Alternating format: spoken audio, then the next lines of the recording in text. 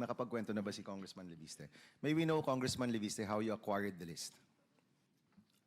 On September 4, with Yusek Cabral, after she had a phone call on speakerphone with Secretary Vince Dizon, and I also had my phone on speakerphone, and I believe that my mother also spoke with Secretary Vince Dizon that night. And Secretary Vince Dizon said that these are public documents and that all of them can be shared not only with me, but with the public. And were these given to you as a printout, or was this a file that was emailed to you? The printout that I have sent there with a timestamp September 9, 6:03 p.m. was a hard copy, and I also got a soft copy of that printout. From the office of Yusek Cabral, okay, with Yusek Cabral present. Okay, so yung email na pinanggalingan nung listahan is from a government employee or from an official email of the DPWH? Soft copy was given to me. Sorry, USB ba or it was Yes, emailed to you? USB. Okay, so may binigay sa yung hard copy at may binigay sa yung USB with all of these files? Yes, my USB was the one that got the files. Okay, so binigay mo yung USB mo kay Undersecretary Cabral at kinopya niya from her computer? It was my USB from their computer in the presence of Yusek Cabral. Yes, but you have to, we just want to establish how the information arrived to the committee, no? So could you share with us how it arrived here? So binigyan ka ng hard copy, and how did you get the soft copy?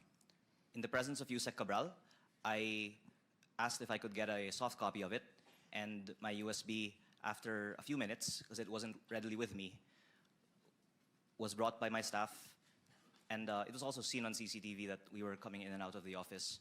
And that time, Yusek Cabral was with us. And that was after a phone conversation with Secretary Vince Dizon.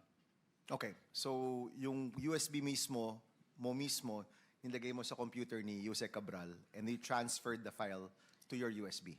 In correct? The office of Yusek Cabral. In her computer? In the Planning Services office computer. Okay.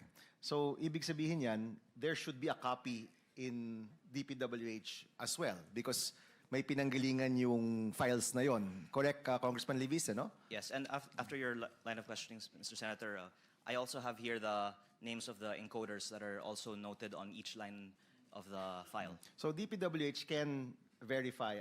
I don't think you can verify that right now by just looking at the hard copy. The best way to verify is to go back to your computer, check it there, and makikita kung totoo nga ba ito. Correct, no? Mr. Chair, can we share our version of what transpired last September 4? What was reported to us that happened September 4 was that when Congressman Leviste came to DPWH and he was asking for the district allocation per district budget allocation. And this was the one authorized by Secretary Dizon. And that's the second batch of documents given to us, shown to us, and which we are validating. Afterwards, what was reported was that the Congressman Leviste went to the computer and got files from Secretary Cabral's computer. We are not certain what files were acquired. Right after that, we secured the computer. It was sealed off, taken off to ensure that it remains intact and hindi na po siya matamper. And last December, the Ombudsman issued a subpoena, including that CPU, which we immediately turned over to the Ombudsman on the same day, including all printouts of the letter request in his office. And as of this moment, that CPU, which remained untouched as of September 4, is with the Ombudsman. So only the Ombudsman can actually verify. Is that what you're saying, Yusek Bernabé? That is correct, Mr. Only the Chair. Ombudsman can verify because the computer is with them. That is correct, Mr. Chair. Correct, no? Thank you, Congressman Mr. Leviste Chair. would like to respond. May I also kindly add that I believe there are two other groups that also have soft copies of this same file. One is the office of Senator Lacson, who I understand obtained it from the lawyer of the family of Yusek Cabral.